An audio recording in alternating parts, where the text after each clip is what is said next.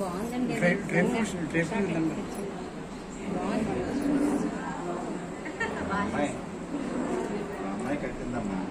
బాగుంది చాలా.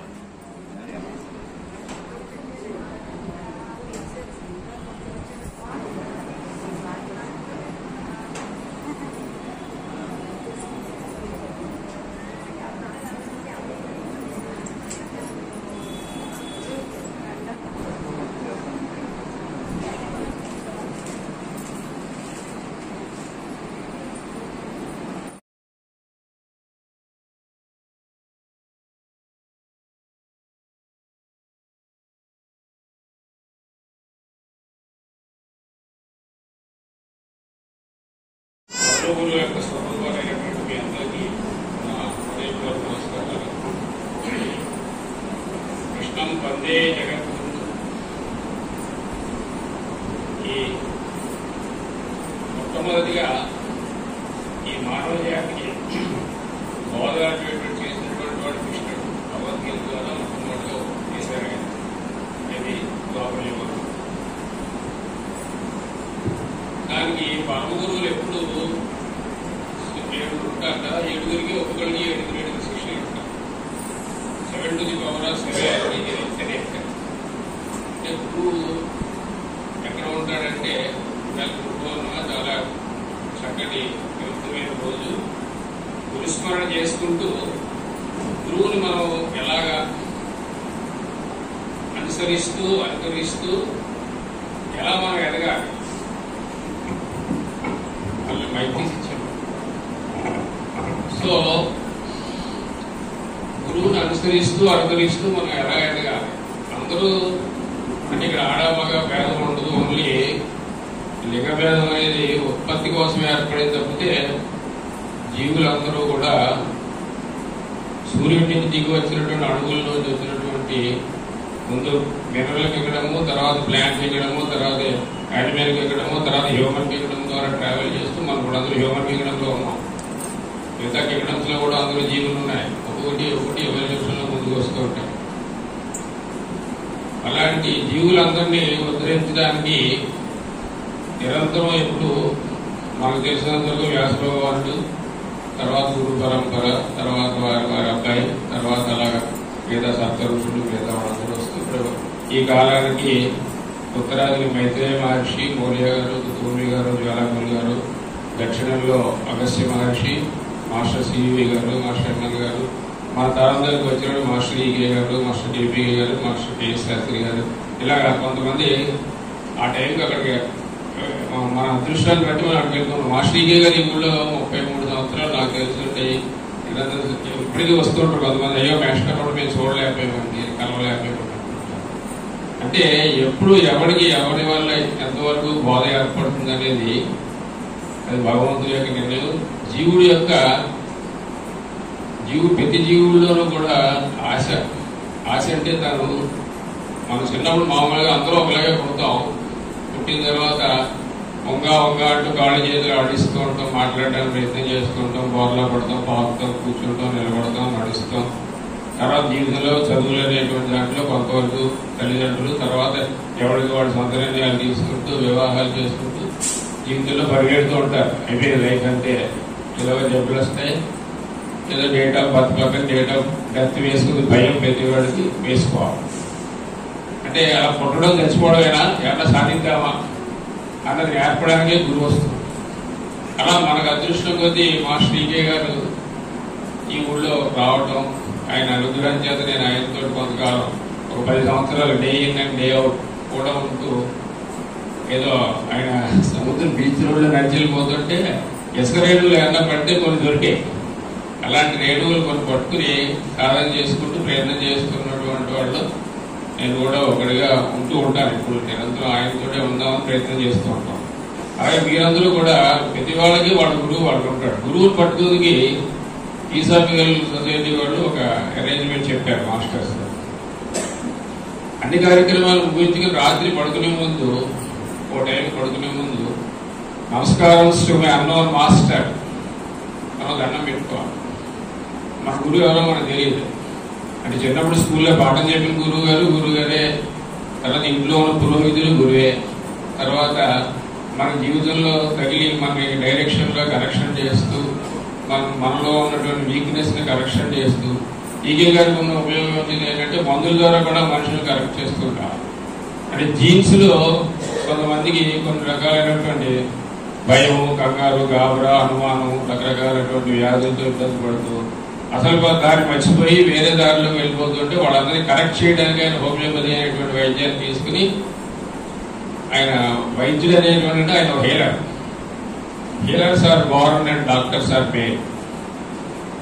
ఆయన ఉద్దేశం ఏంటంటే ఒకసారి 350 మంది క్లాస్ చెప్తున్నారు, హోమియో క్లాస్ బీవీకే కాలేజీలో 1982లో చెప్తుంటే నేను ఆయన తీసుకెళ్ళడం నాకు అప్పచెప్పాను. చెప్పి తీసుకెళ్తుంటే జగదాంబ జంక్షన్ ఎదురు చెలుగుబండి ఉండిగా దిగి చెలుగు రథం తాగడానికి అలవాటు రాత్రి 9 గంటలు 2 క్లాసులు తాగిన తర్వాత మనకి 350 మంది డాక్టర్లు తయారవుతున్నారు మేస్టర్ అంటే నవ్వుతూ, అందులో పనికొచ్చి వాళ్ళు 2-3 ఉన్నారుగా, అందుకని 6:30 నుంచి 9 గంటల క్లాస్ చెప్తున్నాను. అంటే 1.5 hour 7:30 వరకు జూనియర్స్ కి 3 క్లాస్ చెప్తుండారు. తర్వాత 7:15 నుంచి మళ్ళా 9 వరకు సీనియర్స్ కి మెడికల్ డ్రగ్స్ చెప్తుంటారు. అంటే ఆయన పర్సంటేజ్ ఆఫ్ సెలక్షన్ అంతా 350 మందిలో 2-3 ఉన్నారు. ఆ 3 కోసమే ఆయన 3 గంటలు నిలబడి చెప్తున్నారు. కూర్చొని చెప్పడం అనేది లేదు ఆయన సిస్టమ్ లో, నిలబడి చెప్తున్నారు. ప్రొఫెసర్ కదా, యూనివర్సిటీ చెప్తున్నారు, క్లాస్ నిలబడి చెప్తున్నారు. అంచేత ఆయన పర్సంటేజ్ ఆఫ్ సెలక్షన్ అలా ఉంటుంది. అందుకని మనం ఏం చేయాలంటే, చాలా మంది హౌస్ వైఫ్స్ ఉన్నారు, పెద్దవాళ్ళు ఉన్నారు, జీవితం ఎప్పుడుతో అయిపోదండి. ఈవేళ పుట్టినదినం భగవంతుడికి అనుగ్రహం ఇచ్చాడు. అందరూ కొంతమంది ఇక్కడ చేరగలిగాం, కొంతమంది ఉన్నాం, కొంతమందికి ఎదగలిగాం, కొంతమంది పనుల మీద వాళ్ళు వెళ్ళిపోయారు. కానీ భాగ్యం ఏంటంటే మన గురువుని ఎలా పట్టుకోవాలి.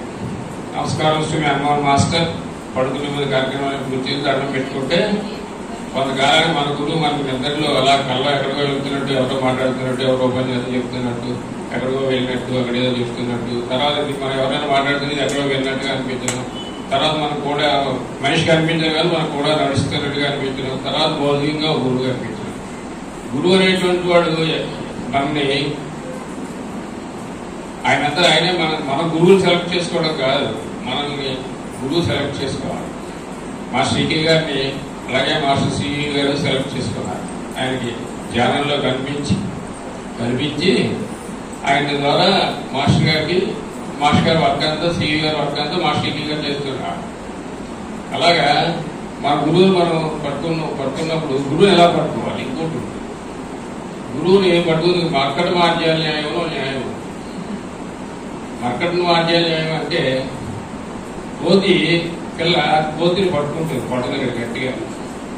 కోతి విదిలించుకుని ఈ చెట్టు మీద ఆ చెట్టు మీద ఆ చెట్టు మీద ఆ చెట్టు మీద అలా పరుగులెడుతూ ఉంటుంది. అయినా పిల్ల వదలదు. గురువు చాలా ఇబ్బందులు పెట్టారు.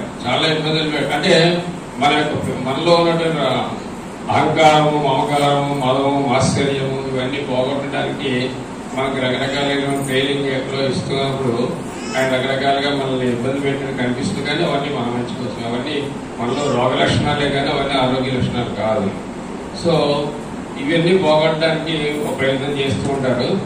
మనం ఏం చేయాలి, అప్పుడు మనం ఆయన పట్టుకుని వదలకుండా అలా వెళ్ళాడుతుంటే మార్జాన్యాయం అంటే పిల్లి పిల్లని మెడపొచ్చుకుని ఇల్లు తిప్పుతుంటారు, అలా తీసుకుపోతుంది. గురువుని మనం పట్టుకుని వేలాడకుండా ఉండటం మొదలు పెడితే గురువు మనం పట్టుకుని తీసుకుపోతూ ఉంటాడు. గురువు నిరంతరం మనల్ని అబ్జర్వ్ చేస్తూ ఉంటాడు. మనం కళ్ళు చేసుకుని తప్పు చేసాం అనుకుంటాం కానీ అక్కడ అబద్ధం అనుకుంటాం కానీ ఆయన చూస్తూ ఉంటాడు. కానీ మనకే తెలుస్తుంది మనలో అందరికీ జీవుడు ఆత్మ అనేటువంటి ఉంటుంది ఒకటే. అది శరీరాలు మార్చుకుంటూ ఉంటుంది. కానీ ఇప్పుడు మనం ఇంటికి వెళ్ళి డ్రెస్ మార్చుకున్నది మాత్రమే మన శరీరం మనదే, కానీ ఒక చొక్కా అయిపోయి ఇంకో చొక్కా వేసుకుంటాం అంతే. అలాగే జీవుడు శరీరాలు మారుస్తూ ఉంటాడు. శరీరాలు మార్చుకుని మళ్ళా ఇంకో శరీరంలో వచ్చినట్టుగా మళ్ళా అక్కడి నుంచి మొదలు పెడతాడు. ఏదైనా భగవద్గీతలో చెప్పినట్టుగా సాధన చేస్తే ఆగిపోవడం ఏమి ఉండదు.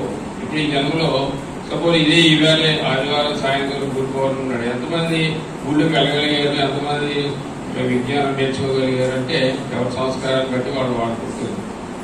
దాన్ని బట్టి మన సంస్కారం మంచిగా పెంచుకుంటూ ఉంటే మనం కూడా నెక్స్ట్ జన్మలో మంచి గురువులు సాన్నిధ్యాన్ని చేయడం, మంచి పని చేయడం. ఇక్కడ గురువు ఏం చెప్తారంటే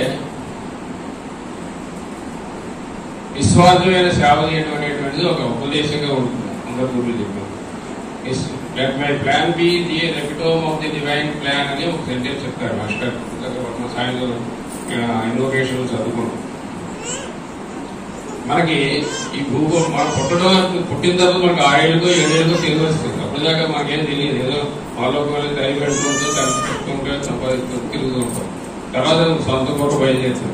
అక్కడి నుంచి అక్కడి నుంచి సంస్కారాలు పనిచేస్తూ ఉంటాయి. అలా పనిచేస్తున్నప్పుడు మా తల్లిదండ్రులు ఏం చేస్తారంటే తల్లిదండ్రుల సంస్కారం, తల్లి పొద్దున్నే లేచి తన పిల్లలకి సంస్కారం పూజ చేసుకుంటూ పిల్లల చేత కూడా పూజ చేయించాలి.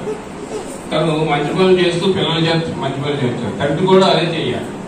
అంతేగాని తండ్రి ఏదో గోళ్ళ పోదు, తల్లి ఏదో గోళ్ళ పోదు, పిల్లలు గోడమే పోతారు. తర్వాత సంస్కారం లేని జీవులుగా అయ్యి సంఘానికి వ్యతిరేకులుగా విపరీతమైన మానసిక వేదాలను ఇబ్బంది పడుతూ ఉంటారు. సంఘం బాగోలేదు కాబట్టి ఎవరి పిల్లలు వాళ్ళు రక్షించుకుని చూసుకుంటూ ఉండి మంచి కార్యక్రమాలు జరిగే చోటు పిల్లలు పంపుతూ తీసుకెళ్తూ తీసుకొస్తూ వాళ్ళు కూడా కార్యక్రమాల్లో ఇన్వాల్వ్ చేయడం సాంప్రదాయం కదా.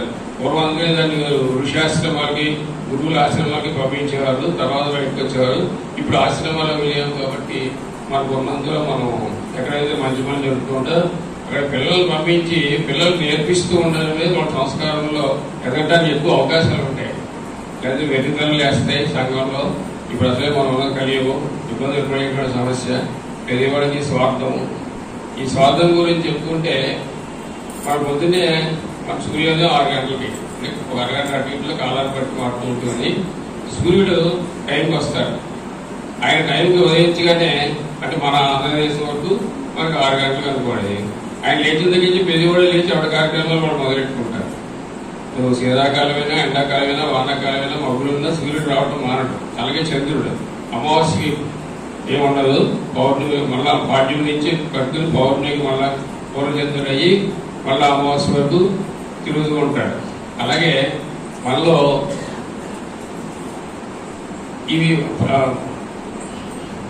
ఎండాకాలం వస్తుంది, భూమి మీద ఉన్నటువంటి నీళ్ళని ఆవిరయ్యి మేఘాలుగా మారి మళ్ళా వర్షాకాలంలో వర్షంగా పడతాయి. మళ్ళీ శీతాకాలంలో ఈ ప్లాంట్ అంతా డెవలప్ అయ్యి మనిషికి కావాల్సిన ఆహార పదార్థాలు అరేంజ్ చేయడం జరుగుతుంది. సో ప్రకృతిలో ఉన్నటువంటివన్నీ కూడా ఎలాగైతే నిస్వార్థంగా పనిచేస్తున్నాయో మన ఇంట్లోనే చూసుకోండి. ఇంట్లో తల్లి ఉంటుంది, తల్లి ఆవిడ అక్కడికి వండేసుకున్నది కదా, పిల్లలు వండుతుంది, మొగుడు వండుతుంది, ఇంటికి ఆవిడ చుట్టాలు వస్తే వాళ్ళు కూడా వండి పెడుతుంది. అందుకని ఆవిడ అక్కడే వండేసుకొని కూర్చోదు, ఆవిడే నిస్వార్థంగానే పనిచేస్తుంది.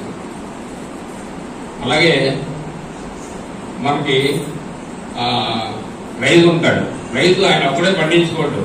ఆయన 10 ఎకరాలు 20 ఎకరాలు వ్యవసాయం చేసి ఆయన కావాల్సిన 10 బస్తాలు 50 బస్తాలు కాకుండా మిగతా కూడా పండించుకుంటాడు. కానీ ఏదో కష్టపడి పండిస్తాడు.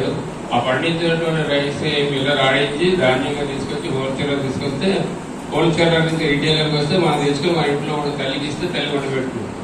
మనకు అంతలోకి అన్నం వచ్చేటప్పటికి రైతు దగ్గర నుంచి ఎంతో మంది పనిచేస్తూ ఉంటారు నిస్వార్థంగా. అలా నిస్వార్థంగా పనిచేయడంలో అదొక ఉదాహరణ. అలాగే కాలం, ప్రకృతి ఇవన్నీ నిస్వార్థంగా పనిచేస్తూ ఉంటాయి. మనం కూడా నిస్వార్థంగా పనిచేయడం చేయడం వల్ల ఏమవుతుందంటే ఫస్ట్ ఆరోగ్యం బాగుంటుంది. తర్వాత మన కర్తవ్యం మనం నిర్వర్తించుకుంటూ ఉండాలి. కర్తవ్యం నిర్వర్తించుకుంటూ ఉంటే మనకు రావాల్సినవి మనం వెతుక్కుంటూ వస్తాయి. మనకు కానీ మనకు రావు. మనం టెంప్ట్ చేయడానికి వచ్చినా అవి గురువుని పట్టుకుని వెళ్లాడుతూ ఉంటాం కాబట్టి గురువు అనుగ్రహంతో మనం కానివి మనం వదిలేసి వెళ్ళిపోతూ ఉంటాయి. మనమేమేమో మనం వెంట వస్తూ ఉంటాయి. ఈర్ష్య, అసూయ, ద్వేషము, రాగము, ద్వేషము ఇవన్నీ మనసులో ఉండేటువంటి జబ్బు లక్షణాలు కాబట్టి వాటిని గురువు నెమ్మదిగా ఒకటి తొలగిస్తూ ఉంటాడు. అందుకని గురువు మనం గురువుని అనుగ్రహం తీసుకుంటే గురువు మనల్ని శుభ్రంగా చేసి 10 మంది పట్టుకొచ్చినట్టుగా చేస్తూ ఉంటాడు అనేటువంటి భావంతో గురు పౌర్ణమి నాడు మాస్టర్ కే గారు చెప్పినటువంటి విజ్ఞానాన్ని నాకు అందినంత వరకు ఏదైనా విషయం కూడా మాట చెప్తాను అవి ఆగేస్తాను. ఏదైనా విషయం ఒకటి ఉంటుందని తెలియటం, తెలుసుందని ఎలాగోలో పట్టుకుని చదువుకోవడమో వినడమో చేయటం, ఆ విన్నది అర్థం చేసుకోవటం, అర్థం చేసుకున్నది దాన్ని ఆచరణలో పెట్టడం, ఆచరణలో పెడుతున్నప్పుడు అడ్డకులు వస్తూ ఉంటాయి. ఇప్పుడు ఎవడైనా బాగుపడదామని పొద్దున తెల్లవారు లేదు 5ంటికి లేదు రెడీ అవుతే ఇంట్లో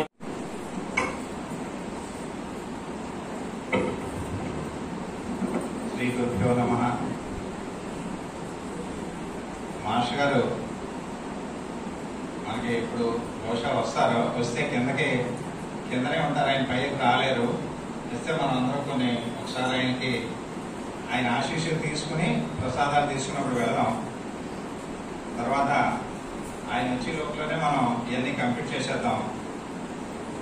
మాస్టర్ వ్యాసాయ విష్ణు రూపాయ వ్యాస రూపాయ విష్ణవే నమో వై బ్రహ్మనిదయే వాసిష్ఠాయ నమో నమః. ఈ వ్యాస మహర్షి పరాశర మహర్షి యొక్క కుమారుడు. తర్వాత ఈ వ్యాస మహర్షి అష్టాదశ పురాణాలని, తర్వాత భాగవతాన్ని, ఇవన్నీ కూడా మనకు అందించిన మహానుభావుడు. మాస్టర్ గారు ఏం చెప్పారంటే, ఇవన్నీ కూడా పార్వతీ కుమార్ గారు చెప్పినవి, తర్వాత మన గురుగారు చెప్పినవి అప్పుడప్పుడు చెప్తున్నాను. ఈ పరమ గురువులు అందరూ కూడా పౌర్ణమికి 6 గంటల ముందు, తర్వాత పౌర్ణమి వెళ్ళిన తర్వాత 6 గంటల వరకు కూడా ఈ శిష్యులందరినీ కూడా తరింప చేయడానికి సంసిద్ధులై ఉంటారని చెప్పేసి హిమాలయం గురువులు చెప్పారని చెప్పారు. అంటే మనకి నిన్న సాయంత్రం పౌర్ణమి స్టార్ట్ అయిందంటే 6 గంటల ముందు నుంచి మళ్ళీ పౌర్ణమి గడియలు వెళ్ళిపోయిన 6 గంటల వరకు కూడా ఎవరెవరైతే వాళ్ళ శిష్య బృందం ఉంటుందో ప్రతి గురువు కూడా వాళ్ళని తరింప చేయడం గురించి సంసిద్ధులై ఉంటారట ఇవాళ, అంటే పౌర్ణమి రోజున. అందుకే పౌర్ణమి చాలా చాలా ఇంపార్టెంట్. ఇవాళ వ్యాస పౌర్ణమి ఇంకా ఇంకా ఇంపార్టెంట్. మనం గురువుని మనం అడగాల్సింది ఏంటంటే, మనకి ఏం కావాలని అడగకూడదు, నేనేం చెయ్యాలని అడగాలట. ఎందుకంటే మనం గురు పరంపరను మనం అంతా పూజ చేసినప్పుడు శ్రీకృష్ణ పరమాత్ముడు బ్రహ్మదేవుడికి చెప్తే, బ్రహ్మదేవుడు నారద మహర్షికి చెప్తే, నారద మహర్షి పరాశర మహర్షి చెప్తే, పరాశర మహర్షి వ్యాసవ్యాస మహర్షి చెప్తే, వ్యాసవ్యాస మహర్షి శుక మహర్షి చెప్తే, అలాగే గురు పరంపరగా మనకి ఇవన్నీ కూడా ఈ వేదాలు కానివ్వండి, లేకపోతే ఈ మనకి ఎలా ఉండాలి ఏంటి మనం ఎలా చేయాలని కూడా చెప్పారు. అందుకే మాస్టర్ గారు ఏమన్నారంటే, ఈకే గారు ఐఎమ్ ఏ పోస్ట్ మ్యాన్, నేను మీకేం కొత్తగా ఏం తెలియట్లేదురా బాబు, అక్కడ వాళ్ళు పెద్దలు ఇచ్చిందే నేను మీకు చెప్తున్నాను. నాకు ఒక మతం అంటూ అంటగట్టేయకండి, నాకు ఒక మతం మాత్రం అంటగట్టొద్దన్నారు. అంటే గురువులందరికీ కూడా ఒక మతం పెట్టేసుకుంటారు, మతం పెట్టేసుకుని మమ్మల్ని అని. కానీ గురువు అనేది ఒక తత్వం, అది ఎవరి గురువు వాళ్ళకి ఉంటారు. వాళ్ళ గురువుని రాత్రి పడుకుని పోయే ముందు కూడా ఒకసారి హృదయంలో వాళ్ళని కానీ తలంచుకుని నిద్రపోతే, మనం ప్రతిరోజు కూడా రాత్రి పడుకుని పోయేటప్పుడు ఏ తలంపుతో అయితే పడుకుంటామో ఉదయం లేచేటప్పుడు మళ్ళీ అదే అంతే ఫ్రెష్ గా తలంపుతో వస్తూ ఉంటారు. అంటే రాత్రి పడుకుని పోయే ముందు ఎంత పవిత్రంగా పడుకోవాలని చెప్పి మాస్టర్ గారు చెప్పారు. అంటే మనం జనరల్ గా ఏంటంటే మనకున్న ఈ వీటి వల్ల సంసార ఐహిక బాధల వల్ల అది ఇది చదువుకుంటే ఉదయం లేచేసరికి చాలా చికాకుగా అలా లేస్తాం. అలా వద్దు, మీరు ఎవరినైతే గురువు నమ్ముకుంటారు, ఎందుకంటే గురువు భగవంతుడు ఒకటే, భగవంతుని యొక్క స్వరూపమే గురువు, గురువే భగవంతుడు. అందుచేత ఏంటంటే మనం ఎవరినైతే మనం గురువుగా భావించుకుంటామో వాళ్ళని నమస్కరించి పడుకోమని చెప్పారు. తర్వాత మనం అనుకుంటాం వేదవ్యాస మహర్షి పుట్టినరోజని, కాదట వైశాఖ పూర్ణిమ నాడు వేదవ్యాస మహర్షి పుట్టారని చెప్పారు. 17 పురాణాలు, 4 వేదాలు, బ్రహ్మసూత్రాలు, మహాభారతం రాసి 18 సూత్రాలు 700 శ్లోకాలుగా భగవద్గీతను వేదవ్యాస మహర్షి చెప్పారు. ఆషాఢ పూర్ణిమకు అధిపతిగా ఉండమని చెప్పేసి ఆయనకి వేదవ్యాస మహర్షికి ఆషాఢ పూర్ణిమకు అధిపతిగా ఉండమని కలియుగాంతం వరకు కూడా వ్యాప్తి చెందేలా చేయమన్నారట శ్రీకృష్ణుడు. అంటే శ్రీకృష్ణుడు వెళ్ళిపోతే కూడా ఈ వేదవ్యాస మహర్షికి ఏం చెప్పారంటే, ఆషాఢ పూర్ణిమకు అధిపతిగా ఉండి కలియుగాంతం వరకు వ్యాప్తి చెందేలా చెయ్యమన్నారు శ్రీకృష్ణుడు. గురువు చెప్పినట్లుగానే మనం ఆచరిస్తే 12 సంవత్సరాల్లో గురువు అనుగ్రహం కలిగి సంతోషిస్తాడు గురువు. అంటే గురువు చెప్పినట్టు చేస్తేనే ఆయన సంతోషిస్తాడు, కానీ మనం ఇష్టం వచ్చినట్టుగా మనం చేస్తానంటే కుదరదు. అందుకే గురువు చెప్పినట్టు చేసిన ప్రతి ఒక్కరు కూడా వాళ్ళకి చాలా ఆనందంగా ఉంటుందండి. మనం అనుకుంటాం మనకు ఎవరు లేరని ఎప్పుడూ అనుకోవద్దన్నారు మాస్టర్. మనకు ముందు ఉంటారట గురువు, మనల్ని నడిపిస్తూ ఉంటాడట. మనం వెళ్తున్నామంటే మన బాటలో ముందు మనకు దారి చూపిస్తూ ఉంటాడు, మన పక్కన ఉంటాడట.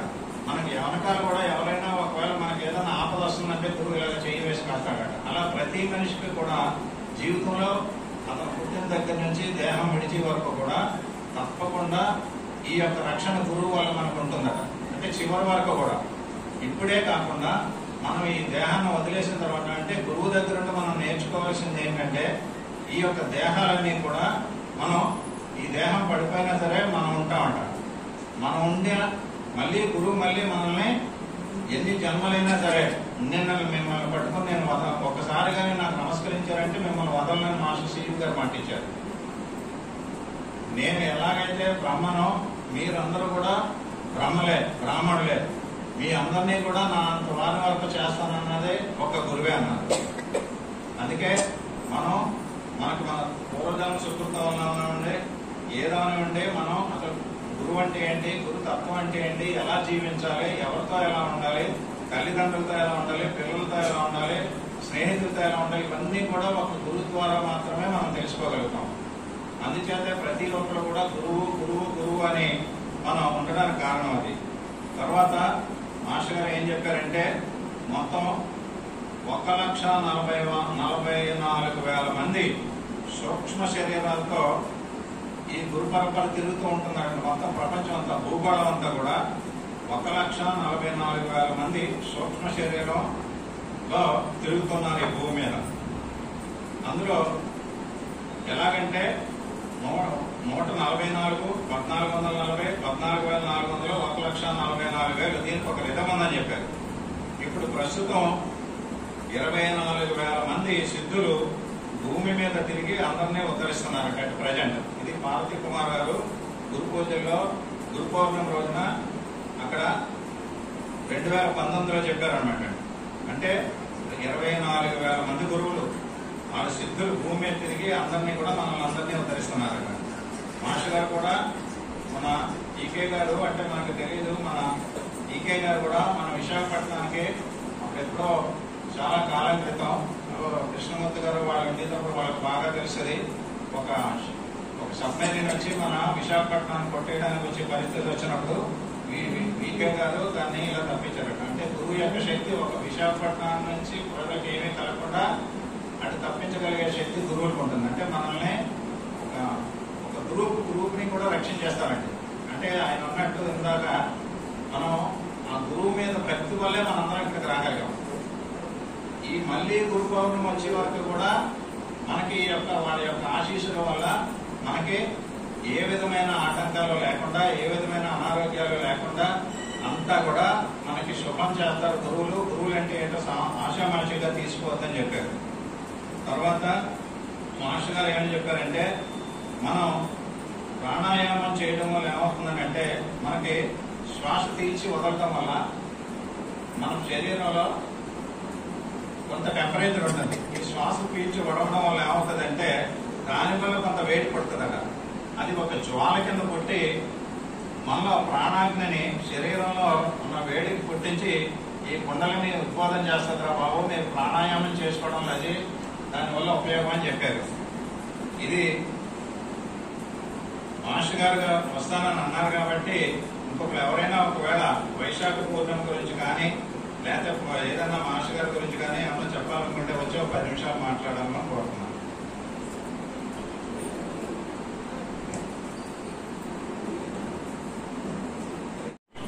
హరి ఓం.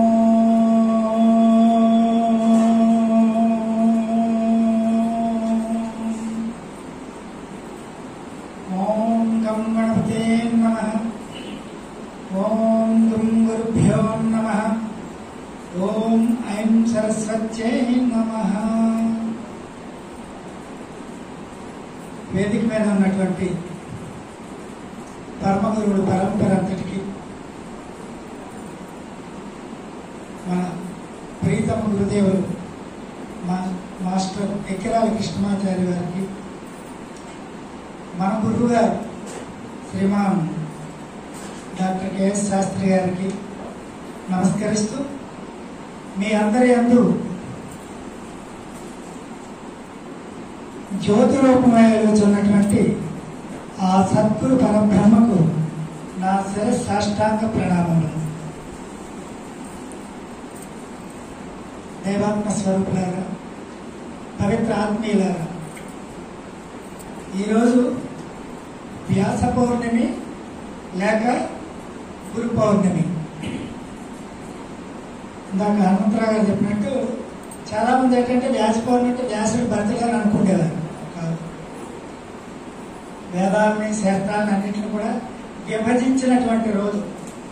అంటే వేదాలన్నీ కూడా ఎవరున్నాయంటే మన రైతు బజార్ నుంచి కూరగాయలన్నీ కూడా అందులో వేసి తీసుకొచ్చేస్తాం కదండి, అలా ఉండేవి వ్యాసుడి కన్నా పూర్వం. అది ఆయన ఏం చేశారంటే అవన్నీ కూడా వేదాలను 4 కంటే జాగ్రత్తగా విభజించారు. మన లాంగ్వేజ్లో చెప్పుకోవాలంటే ఈజ్ చీఫ్ ఎడిటర్. అవన్నీ కూడా ఎడిటింగ్ చేసి ఒక పద్ధతిలో, అంటే రైతు బజార్ నుంచి వచ్చినటువంటి కూరగాయలు మన ఇంట్లో ఉన్నటువంటి గృహిణులు ఏం చేస్తారు, అవన్నీ కూడా పంపేసి దేనికి దానికని ప్యాకెట్లో పెట్టి ఫ్రిడ్జ్లో పెట్టేస్తారు. ఏది కావాలంటే అది వచ్చేస్తుంది ఈజీగా. అలా చేసినటువంటి వ్యాస భగవానుడు. అందుచేత ఈరోజు ప్రారంభించి ఆయన ఈ కార్యక్రమం చేశారు. అందుచేత మనం అందరం కూడా వ్యాస భగవాన్ని గురువుగా, అంటే మన గురువే కదా ఆయన్ని గురువుగా భావించి గురు పౌర్ణమి నాడు ఆయన్ను తొలిగా పూజించి తర్వాత ఎవరు గురువులు వాళ్ళు. ఎంతమంది ఉన్నామంటే ఒక్కొక్కరికి ఒక్కొక్క గురువు ఉంటారు. ఏమీ పర్వాలేదు, గురువు అనే తత్వానికే మనం ఉన్నాము, కానీ గురువు ఎవరు అనేది దాంతో సంబంధం లేదు. గురు తత్వమే, ఎవరు గురువు వాళ్ళు ఆ గురువుని మనం పూజించుకోవాలి. ఇందాక వాళ్ళు చెప్పినట్టు గురువు అన్నవాడు మనం గురువుని సెలెక్ట్ చేసుకోలేము. మన పూర్వజన్మ సంస్కారానుసారం పూర్వజన్మలో వాళ్ళతో ఉన్నటువంటి అనుబంధ రీత్యా ఏమవుతారంటే గురువులే మనం సెలెక్ట్ చేసుకుంటారు. మనం గురువుని సెలెక్ట్ చేసేటంత స్తోమత మనకు లేదు, ఆ అర్హత మనకు లేదు. వాళ్ళే మనం చేసుకుంటుంటారు. ఒక్కొక్కరు చూడండి, జీవితంలో ఎక్కడో పుట్టాం, ఎక్కడో పెరిగాం, ఎక్కడో చదువుకున్నాం, ఎక్కడెక్కడో ఉద్యోగాలు చేసాం, ఎక్కడెక్కడో ట్రాన్స్ఫర్లు అయ్యి తిరిగి ఈ ఊరు వచ్చాం. ఇలా రకరకాలుగా మనం తిరిగాం. ఈ రకరకాలుగా తిరుగుతున్నటువంటి మన జీవితంలో చిన్నప్పటి నుంచి ఇప్పటి వరకు చూసుకున్న ఎంతో మంది గురువులు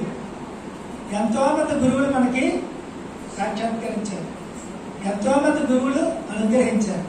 అంటే మనం చూసారా ఇవాళ, ఎందుకంటే స్కూల్లో కూడా టీచర్స్ అందరూ కూడా పాద పూజ అన్నీ చేస్తారు. కారణం ఏంటంటే ఏ విద్య ఎవరు చెప్పినా దానిని మనం గ్రహించి జీవితంలో ఎదుగుతాం.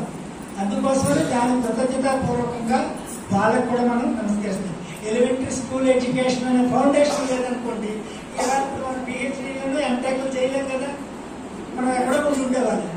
అసలు అది ఆ ఫౌండేషన్ నుంచి వచ్చాం. అక్కడి నుంచి మనకి యూనివర్సిటీ వరకు ఉన్నటువంటి గురువులందరినీ, భౌతిక విద్య నేర్పినటువంటి వాళ్ళని అందరినీ కూడా ముందు నమస్కరించుకోవాలి. తర్వాత యాక్చువల్గా గురువు అనే పదానికి అర్థం ఏంటంటే గుకారం అంధకారస్య గుకారం నిరోధ.